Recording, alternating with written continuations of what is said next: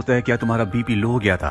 वो कहती है कि मैं ठीक हूँ, तुम चिंता मत करो। एडम कहता है कि अगर तुम्हारा फिर से बेहोश होने का मन हो तो दोबारा तुम यहाँ पर आ सकती हो।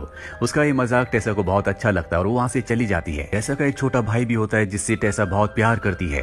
टेसा का भाई बहुत वक्त से कहीं भी घूमने नहीं गया क्योंकि टेसा के पिता जितना भी पैसा कमाते हैं वो सब का सब उसके इलाज में लग जाता है। पर टेसा ने अब अपने ट्रीटमेंट को बंद कर दिया है, इसीलिए वो अपने भाई को मार्केट ले जाती है और उसे जो जो चाहिए होता है सब अपने पिता के क्रेडिट कार्ड से खरीद लेती है। वो अपने भाई के लिए एक उड़ने वाले हेलीकॉप्टर को भी खरीदती है। उसका भाई कहता है कि काश मैं भी उड़ पाता और इसके बाद वो अपने भाई को एक जगह ले जाती है जहां पर हवा के प्रेशर से इंसान जमीन से यानी कि ग्रेविटी से ऊपर उठ जाता है और अब उसने अपने भाई की इस विश को भी पूरा कर दिया है। इसके बाद टेसा को भी कहा जाता है कि तुम भी ट्राई करो।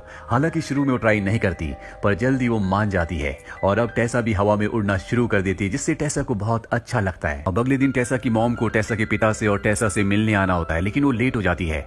दरअसल टेसा के मॉम डैड का डाइवोर्स हो चुका है और लेट आने की वजह से इन दोनों के बीच में आर्ग्यूमेंट्स होना शुरू हो जाते हैं जिस बात से टेसा को बिल्कुल भी अच्छा नहीं लगता और वो उस जगह से चली जाती है। टेसा की इच्छाओं की बकेट लिस्ट में एक ये भी होता है कि वो एक बार नशा करना चाहती थी, इसीलिए वो अपनी दोस्त के पास जाती है जहां पर ये दोनों के दोनों नशा करते हैं। और जब टेसा अपने घर के पास आती है तो वहां पर उसे एडम मिलता है जो अपनी मॉम के साथ होता है। वो एडम को बता देती है कि उसने ड्रग्स लिया है। एडम चाहता है कि उन्हें इस हालत में कोई भी ना देखे, इसीलिए इन दोनों को अपनी कार में बिठाकर वो एक सुनसान जंगल में ले जाता है जहां पर टेसा की फ्रेंड गाड़ी के ऊपर बैठ जाती है। एडम उसे गाड़ी से नीचे आने के लिए कहता है लेकिन तब तक वो देखता है कि वहां पर टेसा भी नहीं है। वो टेसा को चारों तरफ देखता है लेकिन उसे टेसा कहीं नहीं दिखती। इस बात से टेसा की फ्रेंड बहुत परेशान हो जाती है जिसके बाद उसे एडम को बताना पड़ता है कि टेसा की तबीयत बहुत ज्यादा खराब है और जल्दी उसकी मृत्यु होने वाली है। ये सुनकर एडम को दुख होता है और वो उसे जंगल में अंदर ढूंढने चला जाता है और तभी वो देखता है कि टेसा एक पेड़ के ऊपर बैठी हुई है। एडम भी उसके पास चला जाता है। टेसा उसे बताती है कि मुझे यहाँ पर बहुत अच्छा लग रहा है, ना हमारे पास मोबाइल है, ना इंटरनेट और ना ही किसी तरह की कोई इलेक्ट्रॉनिक चीज। मैं नेचर के साथ हूँ जो मुझे बहुत सुकून दे रहा है। काश कि मैं अपना घर यहाँ पर बनाती। अगर मैं यहाँ पर अपना घर बनाऊंगी तो तुम मेरे साथ मेरे घर में रह सकते हो। इसके बाद ये वापस अपने घर आ जाते हैं। अगले दिन एक बार फिर से एडम टेसा के पास आता है और उसे अपने साथ एक जगह ले जाता है। दरअसल अब ये बहुत अच्छे दोस्त बन चुके हैं। ये जगह समंदर के पास होती है जहाँ पर एक बेंच होता है। ये दोनों उस बेंच पर बैठकर बातें करना शुरू कर देते हैं। एडम बताता है कि पिछले साल मेरे पिता की मृत्यु हो गई और अब मैं हमेशा अपनी मॉम के साथ रहता हूँ, उनका ध्यान रखता हूँ। टेसा पूछते क्या तुम कॉलेज नहीं जाते? एडम बताता है कि मैं जाने वाला था लेकिन मेरी मॉम फिजिकली चैलेंज्ड है, मुझे उनका ध्यान रखने के लिए हमेशा उनके साथ रहना पड़ता है। वो टेसा से पूछता है क्या तुम्हें पेड़ पर चढ़ने में डर नहीं लगा? वो कहती कि लगा था लेकिन बाद में मुझे बिल्कुल भी डर नहीं लगा और इस वक्त जब तुम मेरे साथ हो तो मुझे बिल्कुल डर नहीं लग रहा। ये दोनों इस जगह पर कुछ वक्त बिताने के बाद अपने घर की तरफ वापस जाते हैं। बस में इन्हें सीट नहीं मिलती, इसीलिए एडम टेसा को सहारा देने के लिए अपने गले से लगा लेता है जिससे उसे बहुत अच्छा लगता है। साथ ही रात को एडम टेसा को अपने दोस्त की एक पार्टी में ले जाता है। यहाँ पर टेसा देखती है कि उसकी फ्रेंड को जो लड़का डेट कर रहा था इस पार्टी में वो किसी और लड़की के साथ है, जिससे टेसा को गुस्सा आता है क्योंकि वो उसकी दोस्त को चीट कर रहा है, इसीलिए वो उसके सिर पर लिक्विड गिरा देती है। टेसा को पार्टी से जाना पड़ता है और एडम भी उसके साथ निकल जाता है। एडम के साथ वॉक करना टेसा को बहुत अच्छा लगता है। वो एडम से कहती है कि तुम अपने दोस्तों को बहुत पसंद करते हो, तुम्हें कॉलेज जाना चाहिए ताकि तुम उनके साथ रह सको। अब टेसा वापस घर आ जाती है।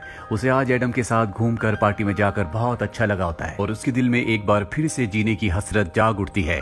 वो अपनी बकेट लिस्ट को एक बार फिर से देखती है जिसमें उसकी एक इच्छा ये भी होती है कि वो चोरी करना चाहती है, इसीलिए वो अपनी दोस्त के साथ एक आदमी को ऑब्जर्व करती है जो कि एटीएम से पैसे निकाल रहा होता है। टेसा की फ्रेंड उससे डिस्ट्रैक्ट करती है और टेसा उसका कार्ड लेकर वहां से निकल जाती है, पर ये उस कार्ड से शॉपिंग या पैसे नहीं निकाल पाते क्योंकि ये पिन भूल जाते हैं।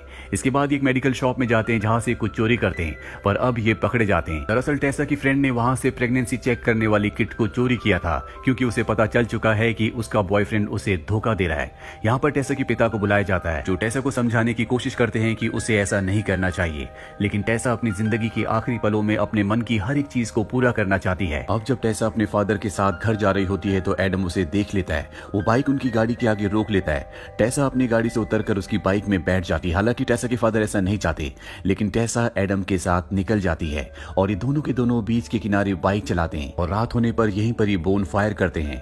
एडम टेसा से पूछता है कि तुम्हारी क्या इच्छा है? वो बताती है कि जब मेरी मृत्यु हो तो पूरी दुनिया एक पल के लिए थम जाए और हर कोई मुझे जाने। एडम कहता है कि तुम्हारी इच्छाएं बहुत बड़ी हैं। ऐसा कहती है कि इतनी बड़ी भी नहीं है, मैं चाहती हूँ कि लोग मुझे जाने। ये दोनों यहाँ पर बहुत सारी बातें करते हैं, एक दूसरे के साथ बहुत अच्छे पल बिताते हैं और इन्हीं पलों में एक पल ऐसा आता है जब एडम टेसा को किस करने वाला होता है, लेकिन वो कुछ सोचकर रुक जाता है। टेसा समझ जाती है कि एडम उससे प्यार करता है और उसे इस बात का बुरा लग रहा है कि उसकी मृत्यु होने वाली है। टेसा एडम से कहती है कि तुम चाहकर भी मुझे बचा नहीं सकते, और इसके बाद वो वापस अपने घर आ जाती है जहाँ टेसा के पिता उसका इंतजार कर रहे होते हैं। वो टेसा के लिए परेशान होते हैं। टेसा के पिता ये कभी नहीं चाहते कि वो किसी भी लड़के के करीब जाए, वो नहीं चाहते कि वो हर्ट हो जाए। टेसा की तबीयत एक बार फिर से खराब हो जाती है और अब टेसा की पूरी फैमिली यानी कि उसकी मॉम भी यहीं पर आ चुकी है। ये सब टेसा को खुश करने के लिए क्रैकर जलाते हैं। इनका नेबर एडम भी ये सब कुछ सुन रहा होता है और वो टेसा से मिलने के लिए जाता है। टेसा उससे पूछती है कि ज्यादा से ज्यादा क्या हो जाएगा अगर हम दोनों एक दूसरे के करीब आ गए। एडम कहता है कि मैं हर्ट हो जाऊंगा। टेसा कहती है वैसे भी हम हर्ट हो रहे हैं, क्योंकि टेसा भी उससे बहुत प्यार करती है। और इसके बाद ये पहली बार एक दूसरे को किस करते हैं।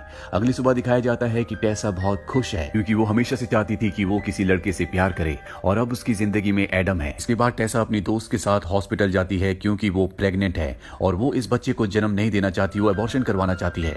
टेसा उसे कहती है कि तुम ऐसा नहीं करना चाहिए। वो कहती है कि मेरे पास कोई भी ऑप्शन नहीं है। टेसा को इस बात से अच्छा नहीं लगता, क्योंकि वो चाहती है कि उसका बच्चा इस दुनिया में आए, और वहां से चली जाती है। इसके बाद एडम उससे मिलने के लिए आता है और टेसा से कहता है कि आज तक हम कभी भी ऑफिशियल डेट पर नहीं गए, या हम कभी डेट पर चल सकते हैं। टेसा कहती है कि अभी, क्योंकि वो अपनी जिंदगी का एक पल भी वेस्ट नहीं करना चाहती, और वो डेट के लिए रेडी होना शुरू हो जाती है। पर तभी वॉशरूम में उसकी नाक से ब्लड आना शुरू हो जाता है और एडम और टेसा की मॉम को उसे हॉस्पिटल ले जाना पड़ता है। पूरी रात हॉस्पिटल में बिताने के बाद अगली सुबह जब वो अपने घर जा रही होती है तो वो देखती है कि सड़कों पर कई जगह टेसा का नाम लिखा है, और ऐसा एडम ने किया है क्योंकि टेसा की इच्छा थी कि लोग उसे जाने, और इसीलिए एडम ने सड़कों पर, दीवारों पर बहुत जगह उसका नाम लिख दिया होता है। टेसा को इससे बहुत खुशी होती है। वो एडम से मिलती है और ये दोनों एक दूसरे के साथ बहुत अच्छे पल बिताते हैं। अब ये एक दूसरे को बहुत प्यार करते हैं। टेसा पूरी तरह से रिकवर होने के बाद अपनी दोस्त से मिलने के लिए जाती है, जो अपना अबॉर्शन करवाने के लिए हॉस्पिटल गई थी और टेसा ने उसे वहीं पर छोड़ दिया था। वो टेसा को बताती है कि मैंने फैसला कर लिया है, मैं अबॉर्शन नहीं करवाऊंगी, मैं इस बच्चे को जन्म दूंगी और एक अच्छी जिंदगी दूंगी। ऐसा ये सुनकर बहुत खुश हो जाती है। वो कहती है कि मैं तुम्हारे बच्चे को अपनी गोद में खिलाना चाहती हूँ, लेकिन उसके बच्चे को आने में अभी 5 महीने हैं और टेसा को नहीं पता कि इतने वक्त तक वो जिंदा रहेगी या नहीं। टेसा की जिंदगी में एडम के आने के बाद सब कुछ अच्छा हो गया है। वो एडम से कहती है कि मैं तुम्हारे साथ 24 घंटों तक रहना चाहती हूँ। मैं उन 24 घंटों के हर एक पल को जीना चाहती हूँ, ताकि रात को जब मुझे अंधेरे में डर लगे तो मैं तुम्हें पकड़ लूं। और टेसा ये बात अपने पिता से कहती है। वो कहती है कि मैं एडम के साथ 24 घंटे बिताना चाहती हूँ, लेकिन उसके पिता साफ साफ मना कर देते हैं। टेसा रात को विंडो से एडम को अपने रूम में बुला लेती है। उसके पिता को पता है कि एडम उसके रूम में है। वो टेसा को बाहर से कहते हैं कि वो तुम्हें हर्ट कर देगा। टेसा कहती है कि वो ऐसा नहीं करेगा, और अगर उसने ऐसा किया भी तो आप मुझे संभालने के लिए हैं, क्योंकि टेसा को पता है कि उसके पिता उससे बहुत प्यार करते हैं। अगले दिन टेसा का चेकअप करने के लिए नर्स आती है और वो बताती है कि अब तुम्हारे पास बहुत कम वक्त बचा है, जिससे टेसा पूरी तरह से टूट जाती है। वो एडम से मिलने उसके घर जाती है, पर उसे पता चलता है कि एडम कॉलेज गया है, क्योंकि अब वो कॉलेज अटेंड करना चाहता है।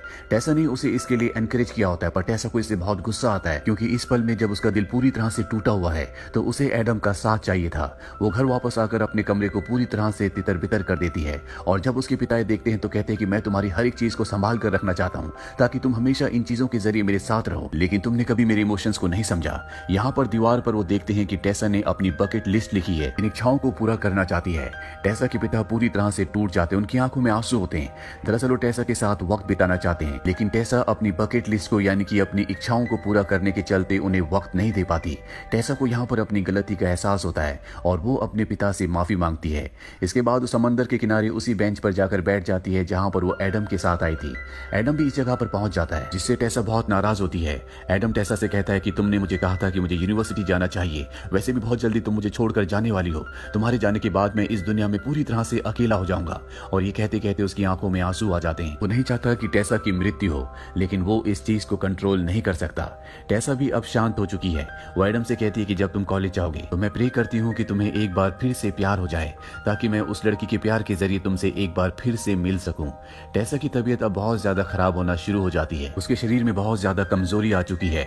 वो बेड से भी बहुत कम ही उठती है, लेकिन एडम और टेसा के पिता उसका बहुत ध्यान रखते हैं। और एक दिन जब उसके पिता कंप्यूटर पर कुछ काम कर रहे होते हैं तो टेसा उनके लिए जॉब ढूंढना शुरू कर देती है। वो कहती है कि मेरी वजह से आपने अपने बहुत सारे काम नहीं किए, मैं चाहती हूँ कि मेरे जाने के बाद अपनी जिंदगी को आप नॉर्मल तरीके से जिए। टेसा के दिन अब इसी तरह से गुजरना शुरू हो जाते हैं। वो जब अपने परिवार को देखती है तो उसकी आंखों में आंसू आ जाते हैं, क्योंकि वो इन लोगों को छोड़कर नहीं जाना चाहती, वो जीना चाहती है, पर अब उसका वक्त शायद खत्म हो चुका है। और एक रात को उसे सपना आता है कि वो गिर रही है, डर कर उठ जाती है। एडम भी उसके साथ होता है। वो उसे संभालता और कहता है कि मैं तुम्हें कभी नहीं गिरने दूंगा। टेसा अपनी जिंदगी के आखिरी पल अपने परिवार के साथ बिताती है। वो हर एक पल को जीती है। वो विजुलाइज करती है कि वो एडम के साथ अपनी फेवरेट जगह पर है।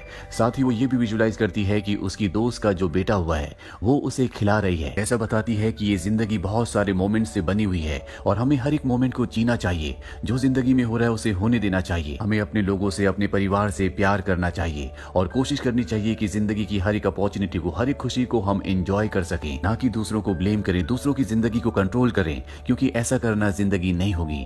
जिंदगी आजादी का नाम है, जिंदगी जीने का नाम है, क्योंकि किसी को नहीं पता कि कौन इस दुनिया में कितने वक्त तक है। इसके बाद टेसा की मृत्यु हो जाती है।